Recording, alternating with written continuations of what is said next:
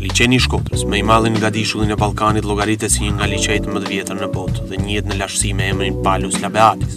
Pasqyra e tij ujore gjendet në një lartësi 6 metër mbi nivelin e detit dhe ka një sipërfaqe prej 368 km2, nga cilët 149 km2 me një gjatësi brigjesh prej 57 km i përkasin Republikës së Shqipërisë, ndërsa 2/3 Malit të Zi. I njohur për pasuritë e tij natyrore, peizazhin, habitatet dhe diversitetin e pasur, ai është shpallur park kombëtar në Mal të Zi dhe rezervë natyrore menaxhuar në Shqipëri.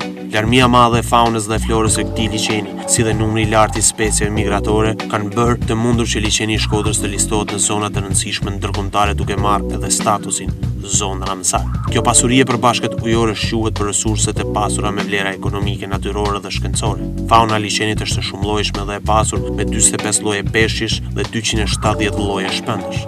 Një perle kësaj pasurie është padyshim pelikani, zogu më i madh në Europë që folëzon në liçen në pjesën e Malit të Zi. Ruani dhe mbroni pasuritë e përbashkëta.